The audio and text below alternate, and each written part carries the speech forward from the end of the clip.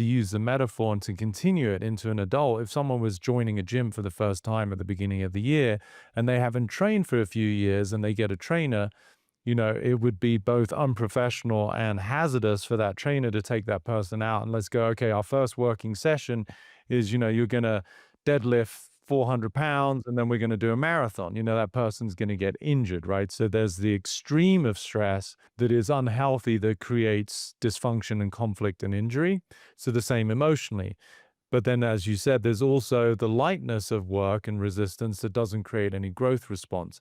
So for the individual, we have to find that sweet spot. All I can say is to trust life a little bit, which is also to trust your own instincts. Mother Teresa had a beautiful quote. She said, "I know God won't give me anything I can't handle. I just wish he wouldn't trust me so much." Hey everybody, welcome to another episode of the podcast. I am delighted to be joined today with my guest, Peter Crone. Peter, the mind architect, helps people break free from mental limitations and discover true freedom in their health, relationships, and performance. By revealing limiting subconscious narratives, Peter has helped world-class athletes, CEOs, and celebrities shatter limiting beliefs and rewire their minds for true freedom. He's been featured in the award-winning documentary Heal and is the host of the great new podcast Finding Freedom with Peter Crone. I'm looking forward to talking all things freedom in today's show. Peter, I said to you right before we went on the air, I've been following your work for nearly a decade now. I'm a massive fan. So this is actually like one of these rare instances where I'm actually a little nervous before the podcast. It's only ever happened once before. I had Robin Sharma on the podcast and I had read his books in the early days and I have the same feeling now. So I'm taking a second to ground myself, but welcome to the podcast. Well, I am flattered and I appreciate both the transparency and the vulnerability, and the excitement is shared, I promise you. So thank you for having me on. I'm looking forward to this conversation. Oh, an absolute pleasure. Peter, I want to start with arguably one of your most famous lines. And I think if I'm not misquoting you, you said it was one of your favorite quotes of yours. Yeah. And that's that life will present you with people and circumstances to reveal where you're not free. Can you explain that line a little bit for us as a jumping off point? Sure. And it is. I mean, again, I can't stake claim to all of the content. I feel very much I'm a conduit or a channel for insights and these philosophies that seem to be touching the lives of millions of people, which is very humbling. But that one definitely, when it occurred to me, was like, whoa, this is sort of encapsulates the entirety of the human experience. And for me, why we're here, right? So to unpack it further, I mean, it really sort of hopefully is self-evident, but life will present you with people and circumstances, meaning what you call your life, to reveal where you're not free. And why is that profound? Well, because it's my assertion that we're boundless, timeless, limitless beings, which is akin to being free.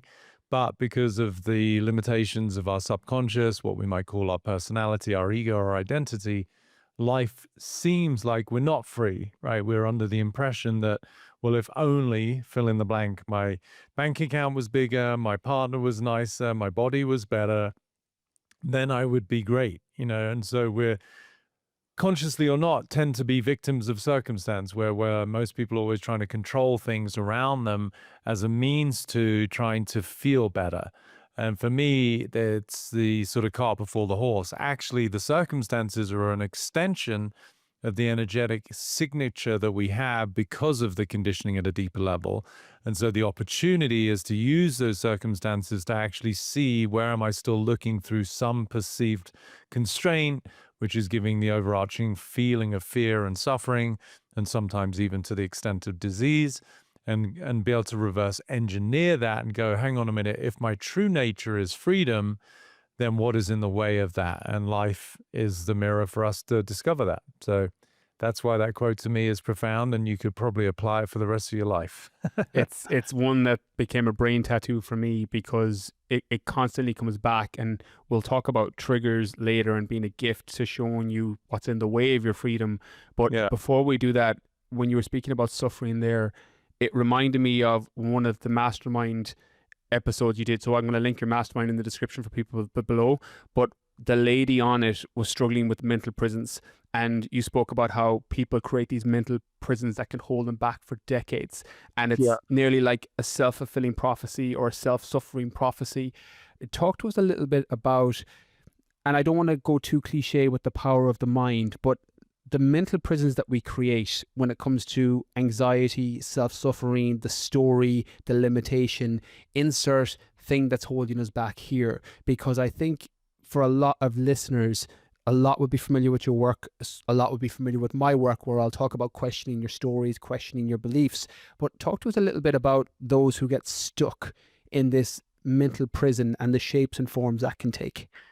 Sure. I mean, I think that's sort of the main pillar of my work is busting open, transcending these subconscious constraints, which I assert we arrive with, which starts to get a little esoteric because it's very commonplace and convincing to believe that why someone might think that they're not enough or they're not safe or they're not loved, which tend to be some of these primordial prisons that people live in, is because of mom and dad, or if dad wasn't an alcoholic, if my parents didn't get divorced, if they were more affectionate, if they gave me more acknowledgement, then I wouldn't have such a lousy view of myself. And from my perspective, it gets a little bit out there in the ethers, but actually, we as a soul incarnated with whatever constraints we're here to actually champion and transcend.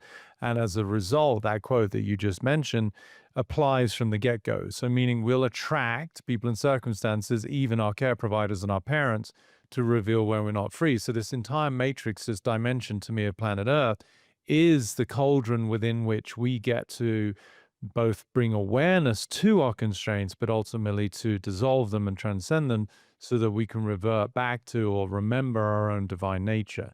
So that's the prison. And yes, it for most people is decades in the making and keeping, right? Because one of the primordial imperatives of the ego is to be right. So this is where you see arguments, whether between just a couple or between nations or between religions on the macro. But usually when you're in an argument or disagreement with somebody, all that's happening is your particular perspective is trying to be right as is theirs. And so now you're in this sort of headlock, right? It's like, well, I'm right, you're wrong. And they're like, no, I'm right, you're wrong. It's the subtle underlying dynamics of any conversation where there's a disagreement. So that rightness is really the ego desperately holding on to its own perspective. And that's what people are protecting. There's not actually anything really at stake usually. People are just trying to confirm their own reality. And when in fact, usually their reality is their own demise, right? The brain is sort of set to self-destruction, even though that seems like a sort of a doomsday perspective. But that's how we arrive. The opportunity then, kind of like a cosmic Houdini, where you have to try and escape the straitjacket, is, what we're doing as humans here on planet Earth, as far as I'm concerned, is you're looking to escape the constraints of the straitjacket of your own mind. And that's why I guess millions of people have found my work, because they're starting to discover that. And there's nothing more attractive or sought after than true inner freedom. What was the 0 to 1? And I know you're going to have to possibly go back decades, and you've probably seen similarities with other people that you've worked with through various courses, programs. You've got the London event coming up, which I'll link for people that want to go from Ireland and the UK that are listening. But that ego protection is very strong by default, as you said. It's like a Houdini trying to escape from the straitjacket. But what's the 0 to 1 protocol? You either using yourself as an example or using tips, tools, or techniques that you offer people who are trying to break free from that straitjacket, because a lot of it is self-imposed. It's reinforcement of I'm right, as you said, and that ego gets protected and validated, especially if it feels right. And then that becomes, I'm sure there's the brain science of the dopamine and everything that reinforces that. But for those who are trying to break free from it because they've had an aha moment where they go, this is actually the problem as to why I can't feel the freedom, because I need to be right. My ego needs to be protected. How do you recommend people break free from that initially, or go from 0 to 1? Is there a protocol, a technique, a mindset, a mantra, or something that you recommend people look at to not have this as their default programming? Sure. I mean, it's a beautiful question, and I really get the generosity of the intention behind it, of wanting to help people. So, the short answer is I talk about these two main buckets that we have to try and sort of sport ourselves through. So the first one is awareness, right? So Carl Jung had a great quote. He said, until the unconscious is made conscious, it will drive our life and we'll call it fate. Right. So whenever anyone is looking at the circumstances of their life, and most of us would have said it, we've certainly heard other people say it, oh, things like, oh, it's too good to be true, or I knew that wouldn't last, or whatever it is, right? So where we're sort of resigned to feeling somewhat powerless to the unfolding of life as though, well, that's just the way it goes. And there's this apathy that can arise from that. So the first step and the first bucket is awareness, which is to bring awareness to not necessarily the circumstances of our life. They are the reflection and the extension of the way that we're wired, but really to use those, to go back to the quote, to recognize, okay, if in the realm of relationships, health, finance, career, like I'm not, quote unquote, firing on all cylinders, or I don't have the life that I want, who must I be for myself in the way that I, at a deeper level, am speaking about myself, right? So if someone is living in the prison of, I'm not enough, I'm not safe, I'm not loved, I'm not wanted, so it's usually a negation, meaning it's a not statement, then the awareness is to bring light to that, right? Without any judgment, just really objectively to go, oh, I can see that when I was younger, I'm just making this up as an example, but my older brother was the better athlete, or my sister was the better academic. And as a result, what that child decided is that I'm less than them, or I'm not good enough for the eyes of my parents' expectations of me. And so then that becomes a self-fulfilling prophecy. So that person then will lead a relatively ho-hum average life.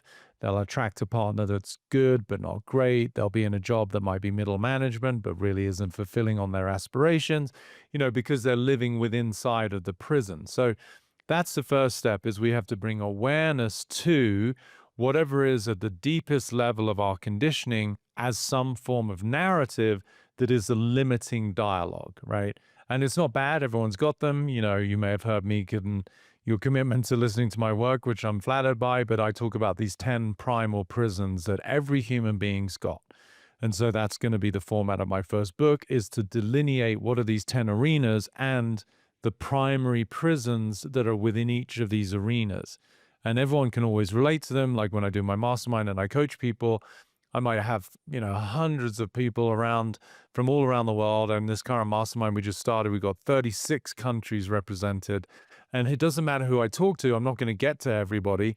Everyone goes, oh my gosh, it was like you were talking to me, because they have the same prison, even though the details around it, Uncle Dave as opposed to Auntie Sally for someone else's story, but the dynamic of feeling like they're the black sheep or not wanted still is the same.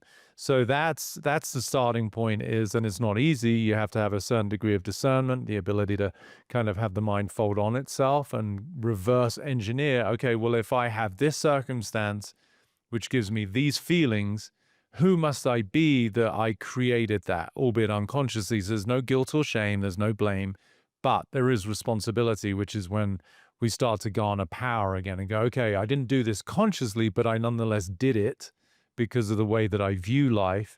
If I change my view of life, then abracadabra, all of a sudden my life changes. As Wayne Dyer said, when you change the way you look at things, the things you look at change.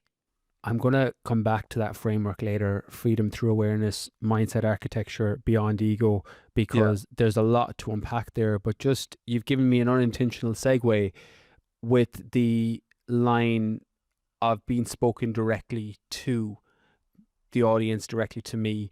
And this happens a lot with your work, where I feel like you've narrowed it, and we've never spoken before this conversation, but Correct. You've said things countless times in the past that I felt like you were targeting directly to me. And I'm actually going to pull one out at the moment, just to give a little bit of a reference for people. It was a podcast you did with, I think it was Alex Icon, about the 10 life-changing lessons.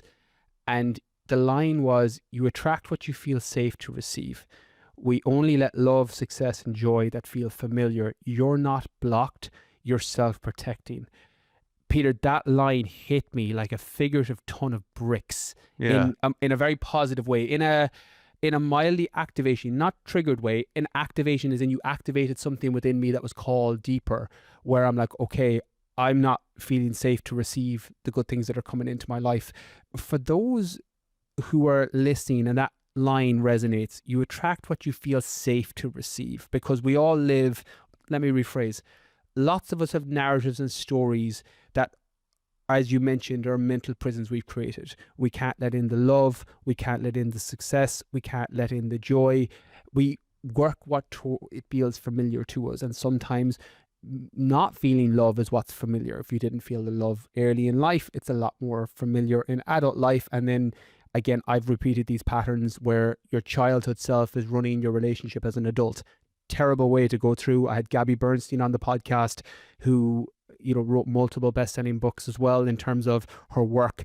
And she had a great line that, don't let your teenage self run your company, because that's what I did. I was a CEO, but I was living from a place of fear that my teenage self was running it.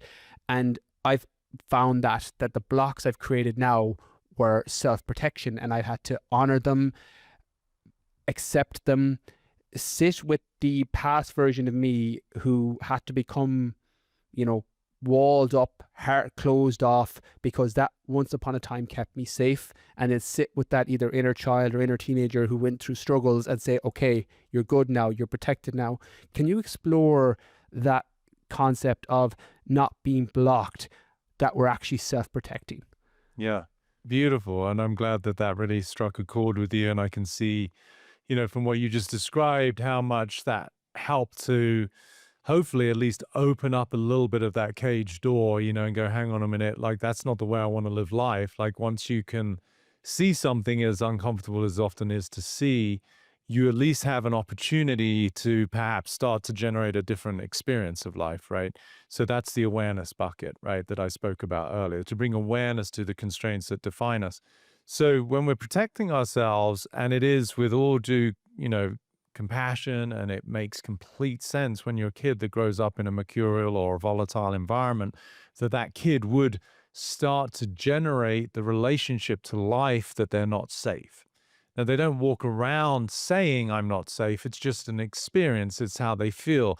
The anticipation of dad suddenly raising his voice, or waking up at 2 o'clock in the morning because he's drunk and asking them to perform, or whatever kids go through. And obviously there's even worse iterations of that trauma, sadly, for a lot of kids. But then that child starts to run the adult life, as you said, because the signature, the energetic conditioning of not safe, is still the foundation for that person's identity. So it might manifest as functional anxiety, where they might be brilliant at what they do in their job, but they just are terrified of doing a presentation in front of, you know, their peers or company personnel because of the fear of, like, not being safe, right? It doesn't make sense objectively. They're well informed, they're articulate, they know everything about their particular department, but they're just scared because that part is still running their life. So really, to help people as a visual, if you imagine somebody literally incarcerated, right, like actually in prison, then it makes it very clear that person isn't available to certain experiences in life. So they can't let in romance and passion in a relationship because they're in prison. They can't let in, you know, abundance and success in the workplace because they're in prison, right? So you start to just make that comparison between the physical analogy of a jail and then the emotional and psychological version of it, which to me is actually more insidious. You know, it's very obvious if you're behind bars, and there's a certain degree of not necessarily acceptance, because it can be apathy and resignation, but it's like, okay, well, of course I'm not thinking about getting married. I'm in fucking prison, right? But if you're out there in the world and you think you're free, but in fact, the human default factory settings is to be incarcerated, that to me is the game of being human, is that you're walking around, and then there can be even more frustration because energetically, consciously, you know that you're a quote unquote sovereign being who has choice, but actually you don't. You don't have literal choice. You have figurative choice. Your choices are being defined by your conditioning and your programming. And if your programming at the deepest level is based in inadequacy, insecurity, and scarcity, then you're going to be informed by that so that it looks like you're not getting what you want, but you're only getting what's available to you. Because even though it is somewhat protective, it's actually still just a barrier. It's a constraint. You're being shackled by a story at a deeper level. If you're walking around thinking that you're not loved because perhaps your parents were from an older generation, they never told you that they loved you, they weren't particularly affectionate, then your experience as it relates to communion with other human beings has been informed by that. So now you might meet someone, you become an adult, maybe you're successful, maybe you're blessed with good genes and you're attractive, and so you do find partners, but they're always like, wow, you're just emotionally unavailable, or I don't even know how to connect to you, I don't know what's going on, and then that relationship falls apart. Not through anyone's fault, but just that person hasn't learned the language of love. And I often cite this video that you can find on YouTube or Vimeo that has this woman go into incarceration facilities to jails, and it's called Step Inside the Circle. And the first time I watched it, I was moved to tears because she has all of these men in prison come out to the yard, and there's a huge circle. And she asks a series of questions, and every time it's a yes for the individual, they have to take a step inside the circle. And she starts with some pretty benign questions like, were your parents divorced? Most people step in. Were you raised by a single parent? Most people step in. Were you ever emotionally abused by a parent? Most people step in. Were you ever physically abused by and so you start to realize that the language that these prison inmates learned was abuse and harm. That's what they learned. They don't know the language of love. And so that's why it can be both, frustrating, at times really difficult, but eventually, if you're committed, it can be incredibly fulfilling to start to learn this new language. And that really is the cornerstone of my work, is I'm teaching people a new operating system for what it is to be human. And that's why it's having such a profound impact, because I'm not trying to fix people's problems, which are inextricably connected to the current operating system. There's no human being in the current, what I call 1.0 mindset, that doesn't have problems, because it's founded in the principles of limitation, fear, suffering, and disease. That is the basis of the operating system. So I'm teaching people a new language, which is on the other side of these constraints. And until you break out of that literal/emotional psychological prison, then at best, again, one of my favorite lines, you're only going to become the best version of your limited self.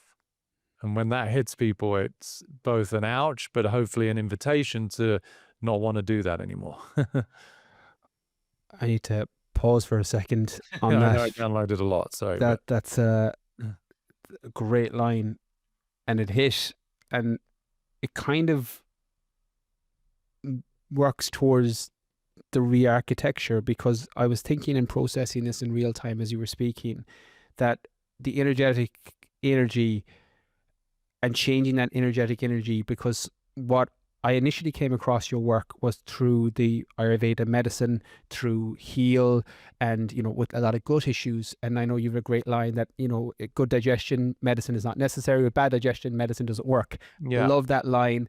And it's what kind of led me down the gut health work. But in more recent years, I started to find the content, the podcast, the reels about intimacy, love, relationships, the area of life that I've had, let me rephrase, not been blocked in, I've been self-protecting in, to use the language from earlier. And even that, a block felt very limiting for me. I didn't know how to break through a block. When I was able to reword that as self-protection, I was able to let go of that sooner, because it felt more manageable to me. Again, I know it's the power of words, but for me, it felt more manageable to be able to work through it.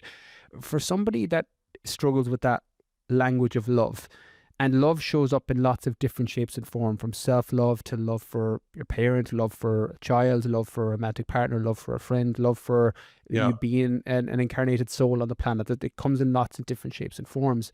That's something I've really struggled with. This is only in the last 4 or 5 years, through some history, through childhood work, through self-protective mechanisms. I've spoken on this podcast about abuse in the past and having to move through that, and years of therapy. And it wasn't until I put first the question back onto me, who do I want to become? But to add on what you said there, that your life is limited to the limited version of yourself. There's lots of people listening who struggle with love, either feeling it, receiving it, or giving it, or both. If we wanted to re-architect that, because the framework that I'm very familiar with from you is that freedom through awareness, which we've spoken about. We know this is a problem. The mindset architecture is next. So helping people re-architect that mental framework to unlock the clarity, the peace, the potential. how would you recommend somebody, or where would you recommend somebody start? Because your work is very powerful, it's nuanced, it's layered. That's why I'm going to link up the programs, the masterminds, the links, the podcast, so people can follow on off the back of this. But just for those that are listening now, where would you suggest they start if love in particular was something they struggled with, either through romantic relationships, through intimacy with loved ones, through trying to find that intimacy with their kids or their people that are closest to them? Where would you recommend they start? And if that's a multitude of different answers, feel free to explore whichever one jumps out the most.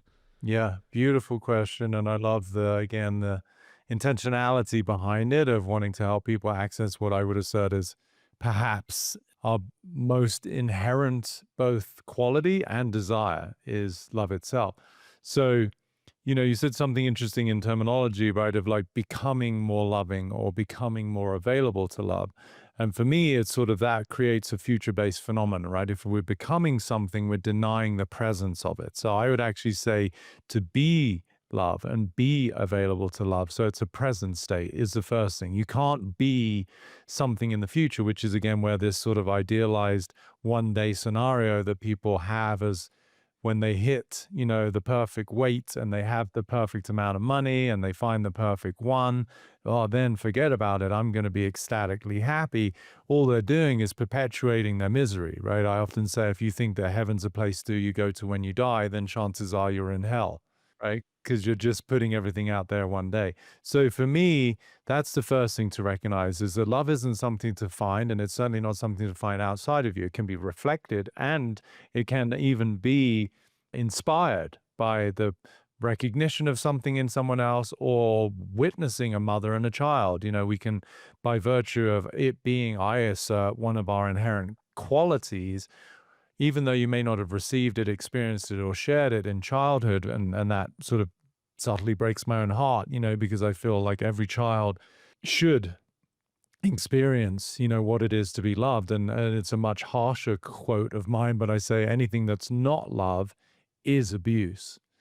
And that's a tough one for people to swallow, right? Because it seems like I'm appealing to everybody to be constantly loving, and we could argue as humans that's sort of just unattainable. But nonetheless, I want people to understand it. If you're not being loving, then at some level, especially as it relates to children, you are being abusive, even if it doesn't look like, sexual, physical harm.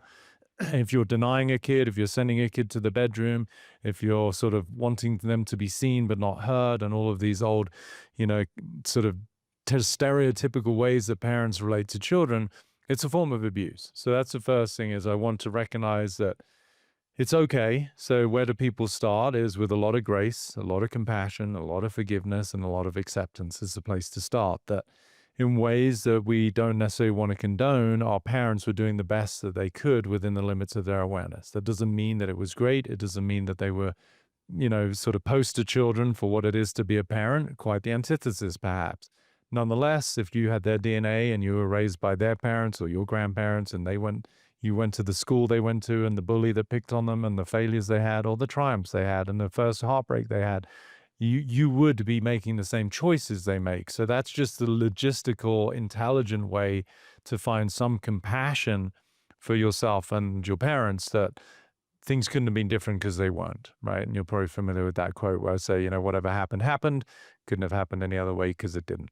And that's at least some reprieve for people to just through the logical lens of intelligence to go, okay, it wasn't ideal, but it couldn't have been different because it wasn't. So that can start to open the emotional prison door of some relief, right? Secondly, a little bit more philosophical and esoteric, I would assert one of the reasons that a lot of humans don't experience love is because they're here to learn love. Now, by that, to use your background and some of your expertise as an analogy, if you were to go to the gym for yourself or to take a friend who wanted to get in shape and get stronger, what's one of the first things you do? You create resistance. If I go to the gym with one of my freaking multi-million-dollar paid NBA guys or MLB baseball players who are 240 pounds and they can bench press, 400 pounds, or, I'm not going to give them 2 5-pound rinky-dink plastic weights and say, let's pump out 10 dumbbell curls. They'll look at me like, what the fuck is this going to do? right? So you recognize that in order to gain and garner strength physiologically, you need the antithesis of it. You need resistance, you need weight. And so, albeit not necessarily as fun or consciously chosen, emotionally, our evolution is dependent on having some form of resistance. So, when a soul incarnates into a family that might have the apparent absence of love, typically it's because that soul wants to learn how to love. What greater container than to be put into the cauldron of the absence of love than to have to develop the fortitude to express it yourself. And so that's where we start, is we start with compassion. We do a little bit more of a deeper dive of the arc of that human being's existence. Why did I incarnate into a family that was cold, that was absent, that was emotionally unavailable? And why did that hurt? Because the hurt is the resistance, is the antithesis of what I want. Therefore, what do I want? It's incumbent upon me to learn to have the capacity to love, even in the face of the absence of it. And I would argue that the absence of it is the ultimate form of teaching. You know, it's easy for a human being to love the parts of them that they like, you know, especially for women. Like every woman is going to have a litany of things they hate about themselves, but they're also going to like their cheekbones or their hair or their eyebrows or, you know, their hips or their breasts. When for somebody else, they hate all of those things, but they love their skin and they love their height. So it's easy to love all the parts of us that we find some sort of harmony with, but what a great form of education to then have parts of us that we don't like. That to me is the catalyst for learning love. Because loving things you like it's not much of a lift. You know, great, you got awesome fucking nostrils and a great nose. You know, it's like, congrats. But what are you saying about the cellulite under your butt cheeks? You know, it's like where you're loathing yourself or you're, you know, preventing yourself from going on a date or you won't allow your partner to see you in the shower. You know, there's a cutoff of life because you have some disdain about yourself. What a great opportunity to actually learn the capacity to love. So, albeit it might seem counterintuitive, hopefully that helps answer your question for a lot of people who didn't experience love. I would assert it's because you signed up for the program as an incarnating soul that I want to learn to love. Okay, great. We got exactly the program for you. You're not going to get any love. It's such an interesting concept, and I'm hesitant to share this on the podcast just because I don't want to ever lead people down a path from my personal experience and what helped me, when there's a whole host of potential avenues people need to look at. But when I was working through, so I've spoken on the podcast about sexual abuse when I was younger, and one of my this took probably a decade and a half of therapy and work to move through. But one of the final tipping points for me was removing myself from that and looking at creating a soul contract for myself as to why I came here, that I came here and I signed up for this before I came. And this was something that I needed to work through in this 3D form of existence for whatever reason, to help others move through the same, or to be a better father to my daughter, or, you know, insert reason here. And sometimes, similar to the Wayne Dyer quote earlier, you change the way you look at things, the things you look at change.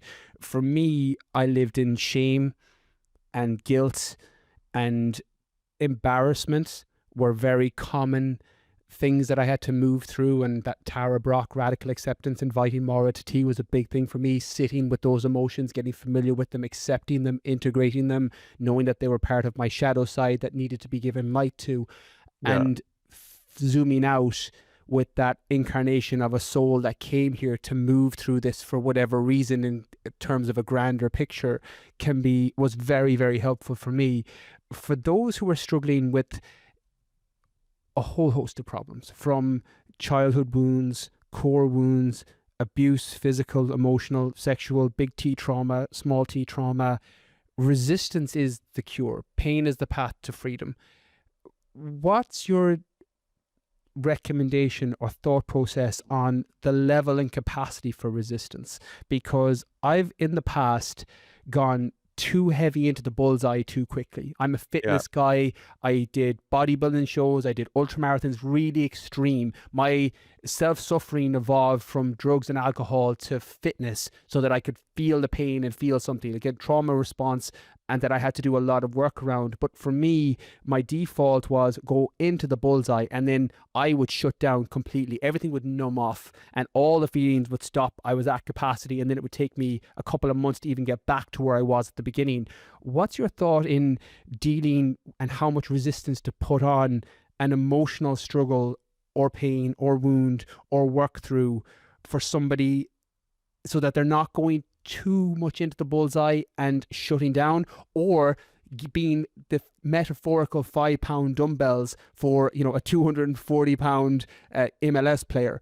Where's the sweet spot? Or is there something that has to be trial and error for people to continue to work through? Because, and I mean this in the most positive and loving way, Peter, there's been times when your content was too much for me. It was too much on the money in a beautiful way that I'm like, oh no, I need to go watch Netflix or sport. Like, I need to not be in this today. And then there was other times where I'm like, I have the capacity today. I can go deep on this. And I feel like your words found my soul when I needed it the most. So I've had both experiences. For those that are listening who don't have the potential history to, or the toolkit to navigate that, how would you recommend they do so?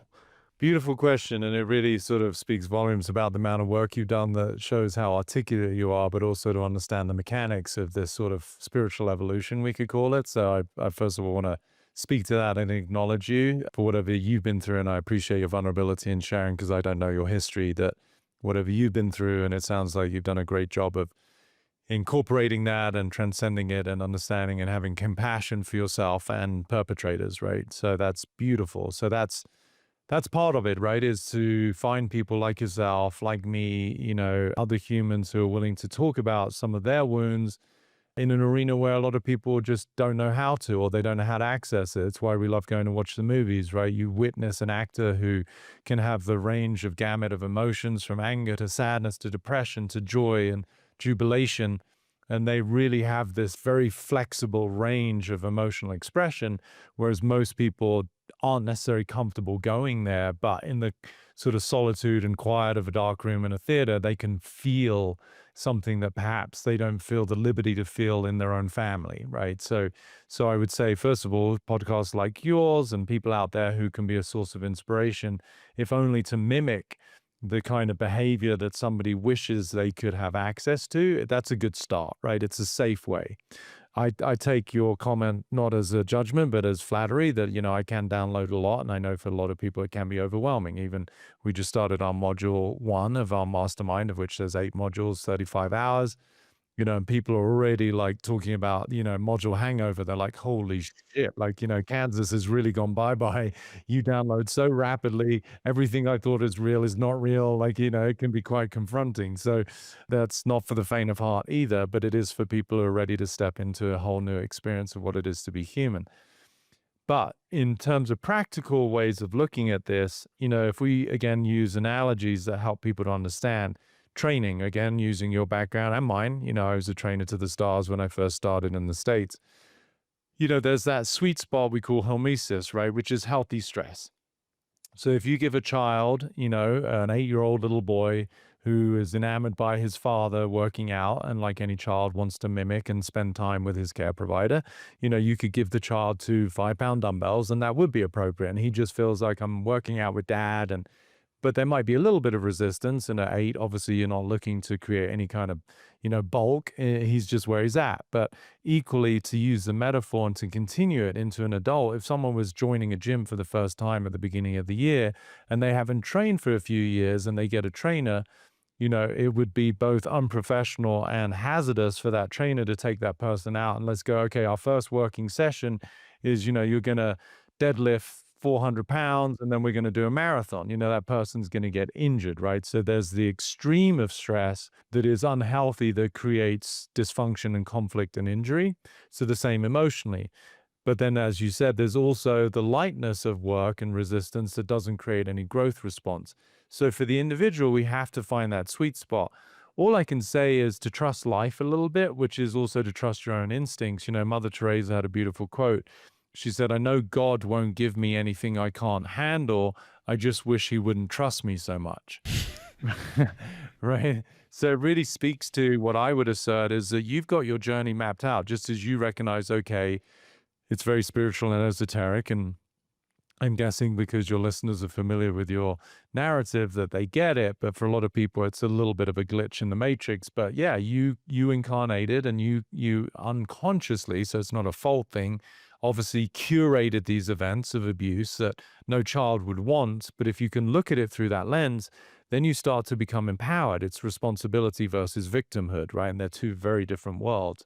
So I would assert that no matter what anyone's going through, they're going to attract what's appropriate for wherever they're at, right? So, meaning when people find me, for example, and I'm not in any way delineating myself as special, but my work is profound and I'm not messing around. I'm not like just, improving your life, giving you some tips for anxiety or some, dating lines to pick up a chick where you're a little bit nervous. No, I'm introducing an entirely new operating system for what it is to be human. It's not for the faint of heart. But the people who are ready to go there, they'll find me. If they're not, they're going to talk to their buddy down at the pub and just say, I'm having struggles with the missus, and he'll impart his sort of 101 version of wisdom that will or won't make a difference. Or, hey, I read this book. Why don't you check it out? And that might be the place that someone starts.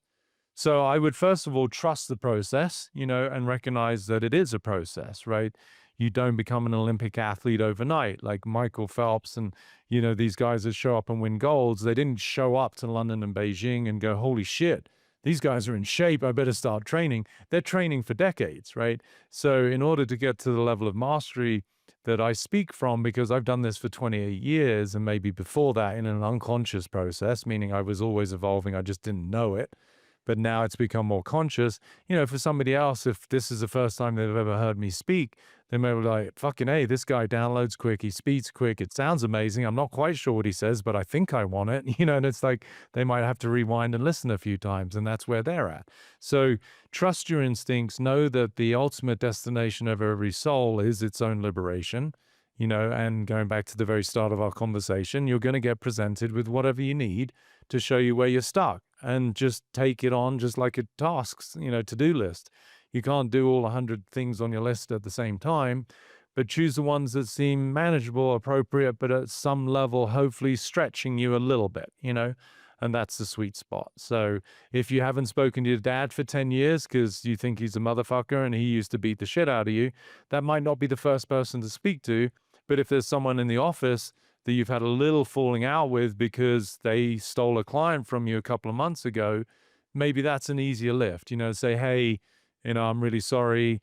I still think what you did was inappropriate, but for 2 months I've been making you wrong, and you probably felt that I've been distant when in fact I really appreciate our friendship. That takes a big human to be able to have that conversation, but is a step in the evolution of that person to become more loving, more powerful, more responsible for the way that they're showing up in life. So it's trust the process, speak to hopefully some friends who've done some work, and they'll guide you appropriately.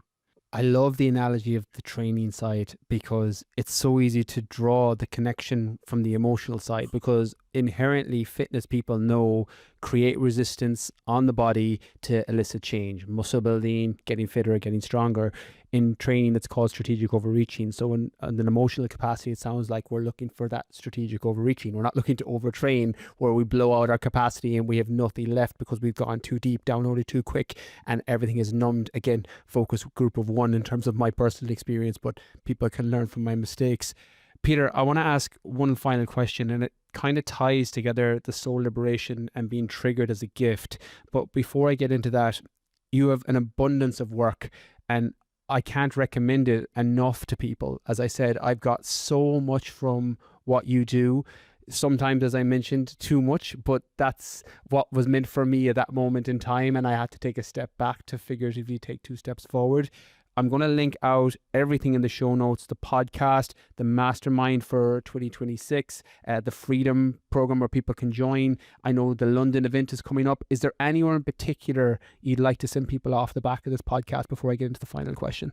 No, but I appreciate you sharing that. I think, depending again to your last question, where people are at, the easy lift is to join Freedom. I made it super affordable. It's $29 a month. There's over 100 Crazy value with what's in there. And we even have weekly conference calls with some of my guides that have learned my work. And I do, as best as I can, a weekly question that I'll answer from the community. But even without that, you can learn about the mechanics of anxiety, depression, what is true health, why do relationships not work, what is financial freedom, and how do you attain it?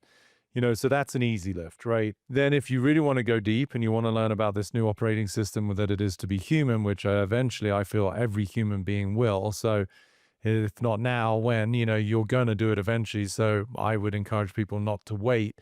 Then the mastermind is the 3.5-month journey that I lead. It's me personally online. You can access it from anywhere. It's recorded. It's the most profound thing I offer because I talk about both theory, but then in the afternoon I coach people. So you see people literally shifting operating systems, which is just never gets old, and it's super inspiring. And it relates to everything that everyone's experiencing. So they're the two things. And then, I do these lives periodically. They're just fun. It brings out a little bit more of the entertainer and the comedic value of who I am on stage, which is always fun. I can remember my video guy, and when I go to LA and do stuff there, he's like, has anyone ever told you you're like one of the funniest motherfuckers I've ever met, but Yes. also totally inappropriate? You make the worst jokes or the best jokes at the worst time, And I said, well, that's one of the ways to break the matrix. So that is another opportunity. And thank you. Yeah, there's one coming up on September 10th in London.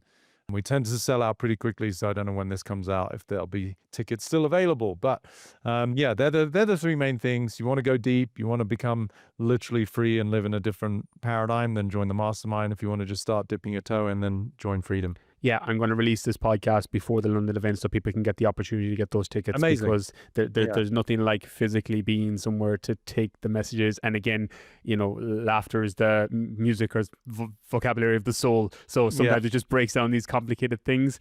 The last thing, Peter, I want to ask, and feel free to take this in any direction, because a line from you that I've brain tattooed is that being triggered is a gift because it's showing you what's in the way of your freedom.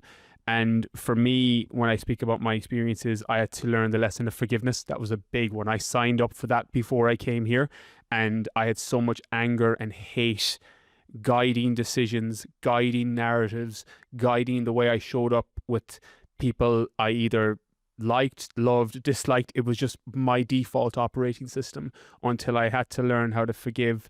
And the trigger for me would come up in lots of shapes and forms. So I felt that there was a mild soul liberation, nearly like in a video game when you've completed a level, that you're like, okay, this is forgiveness. I've learned this.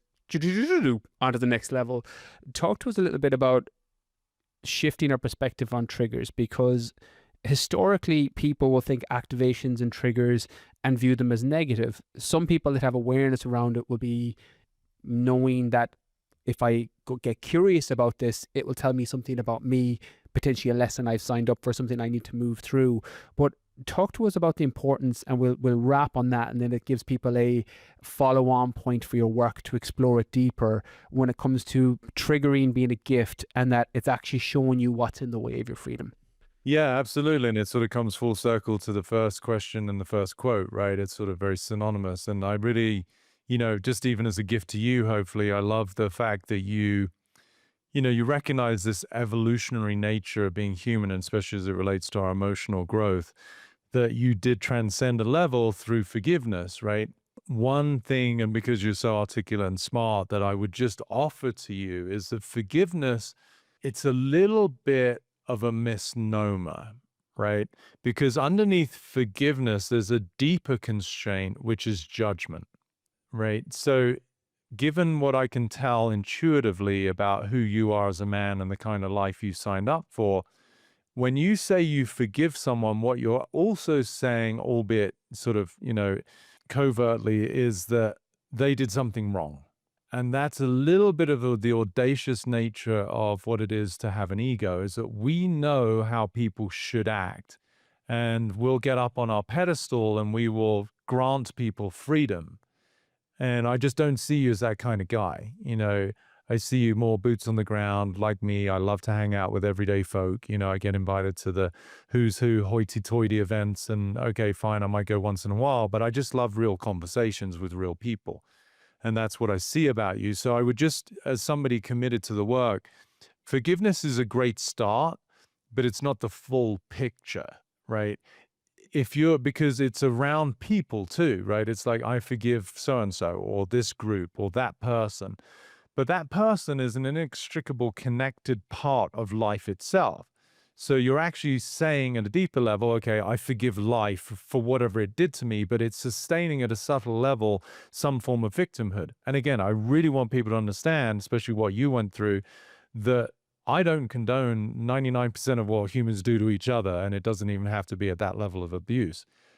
So it's not about that. It's about ownership and empowerment and responsibility, that in ways that you don't understand, you signed up for certain events, some of which are really challenging, not because you wanted to have pain or abuse or harm, but because you wanted to learn how extraordinary you are. Your capacity to be with something is really the opportunity, because otherwise what happens is, in forgiveness, you make the others the perpetrators, you make them wrong, which at some level leaves you as a victim of whatever transpired, and then also doesn't account for your power in your ability to be with whatever transpired. Not that you wanted it, not that it was fun, but it's nonetheless your soul's inquiry into its own capacity to handle anything. Does that make sense? Makes perfect sense. And as you're saying it, I've realized and processed in real time, and I need to sit and meditate with this, that forgiveness was having me vibrate at a certain frequency where there's more to it that is potentially going to be challenging. I don't have the language or the vocabulary to describe it, so I need to meditate and sit with it. Yeah. But that was sitting with me because, as you mentioned, in the power of the words, but also the energetic vibration around those words, forgiveness, as you said, is still, for me, which I didn't realize until right this moment when you said it, was still a form of victimhood. And I've been very intentional in recent years to not fall into the victim narrative.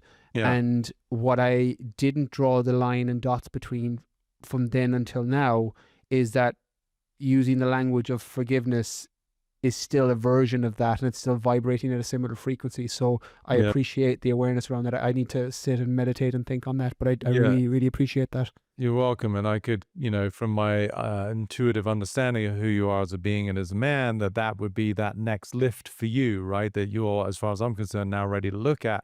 Again, I really want it to be clear, because I know people go through heinous and abhorrent things, and they really feel like stuff happened to them, which is, overarching sense of being a victim of something. But it denies the power of the being you are. And this is why I came up with the other quote that you may have heard. I say, if it's not life-threatening, it's just ego-threatening. And so again, for a kid, victim, is an appropriate word, because a kid is dependent, a kid is powerless, and a lot of people disassociate, and they still have struggles with that as an adult, because they learn to deal with suffering through abandoning themselves, whether it be emotionally, even physically. People have out-of-body experiences because they can't cope. And I get it. It's horrible. It's tragic. But nonetheless, it's pointing towards something that is so much more infinitely powerful, which is, you're here to learn that there's nothing you can't handle. That doesn't mean you want to handle things. It just means you have the capacity to. That's an empowering approach versus a disempowering approach, which is stuff happened to you and you're at the effect of other people's behavior.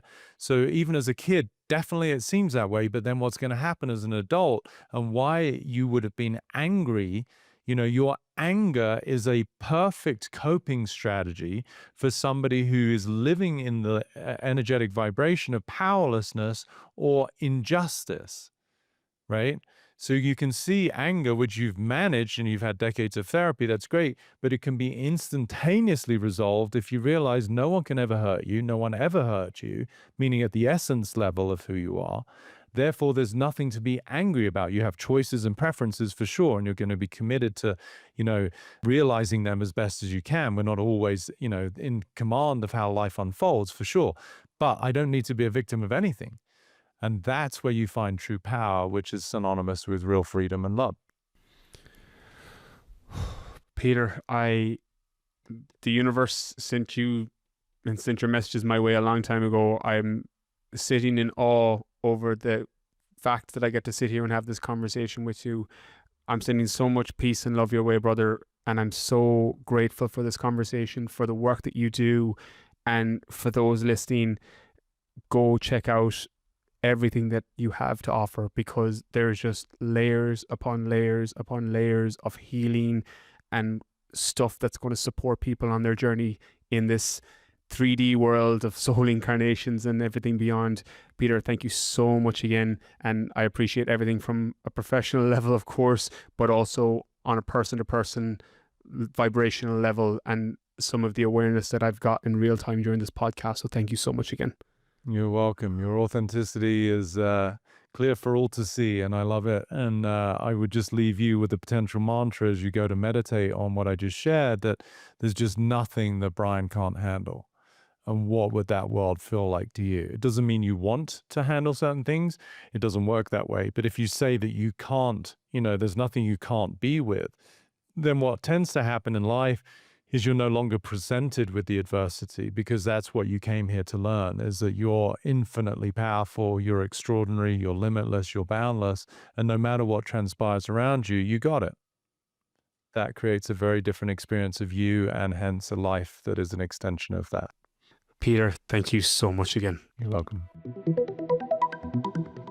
I did warn you in the introduction that this was a heavy podcast, one I'm going to be saving and going back over several times. A lot to process in this one. I am such a massive fan of Peter's work, as I mentioned in the introduction and several times through the podcast, and get so much from what he does that I hope you got even a semblance of what I get from today's podcast. If you did, please leave a rating and a review. Let me know what you thought, or just take a screenshot of it, put it up on your Instagram stories, or share it with any family members or friends who you'll find that will potentially find it beneficial. That's everything from me from today's podcast. That was the mind architect Peter Crone on dealing with anxiety, mental prisons, and why life will present you with people and circumstances to reveal where you're not free. Thanks so much for listening. Catch you next Monday.